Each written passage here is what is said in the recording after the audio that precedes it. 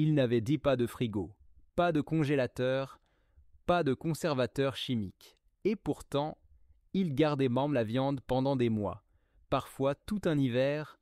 Comment? Avec du sel, avec de la fumée, avec de la graisse, avec la patience, et avec un respect immense pour chaque morceau.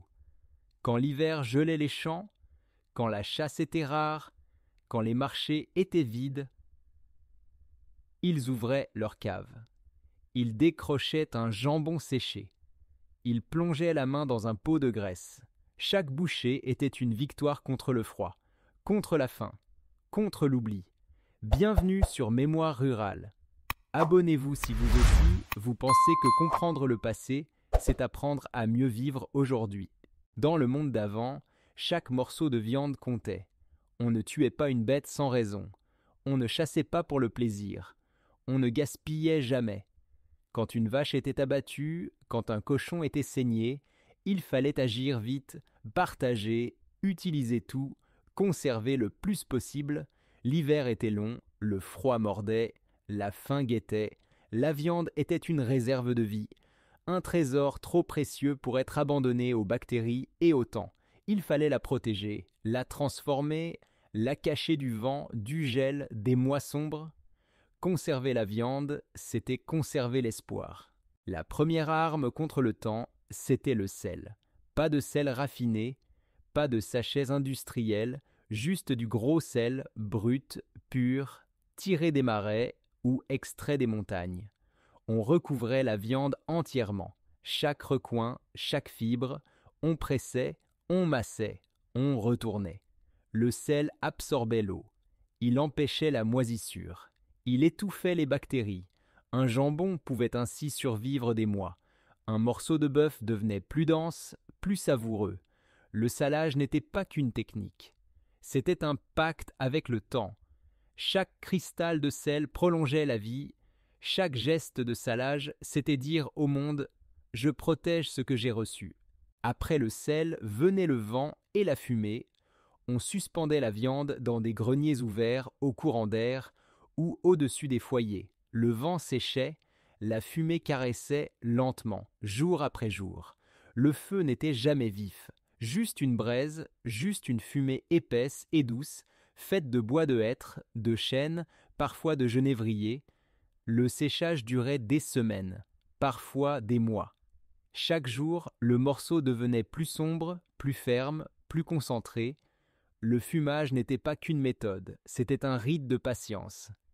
Il fallait écouter la viande, sentir le bois, respecter le temps. Quand la viande était prête, elle portait en elle l'hiver, le feu, le silence, un goût que la vitesse moderne a oublié. Il existait un autre secret aussi vieux que la mémoire paysanne, le confit. On cuisinait la viande doucement, longuement, à feu bas. Quand elle était tendre, fragile sous la fourchette, on l'immergeait dans de la graisse de porc, de canard ou d'oie. La graisse durcissait en refroidissant, formant une barrière naturelle, interdisant l'air, la moisissure, le temps. Dans les caves fraîches, ces pots de viande en graisse pouvaient durer des mois, parfois jusqu'à la prochaine saison d'abattage. Ouvrir un pot en plein hiver, c'était ouvrir une capsule de chaleur, de patience, de soin. Chaque cuillerée de confit portait le goût de l'été, la lenteur du feu, la sagesse de la terre. Pas de chambre froide, pas de réfrigérateur, les fermes avaient eau des caves, fraîches, sombres, silencieuses, où l'air restait stable même sous la morsure de janvier.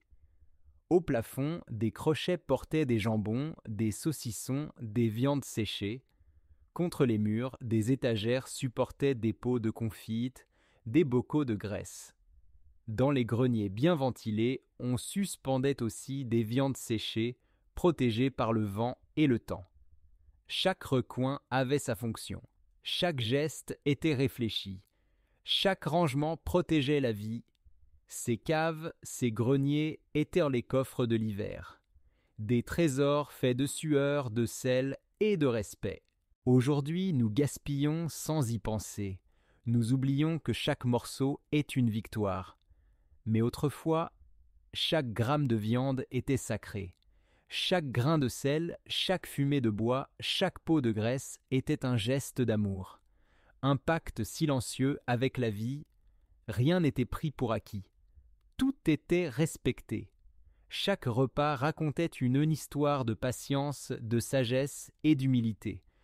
Se souvenir de ces gestes, ce n'est pas être nostalgique. C'est apprendre à honorer à nouveau ce que nous avons.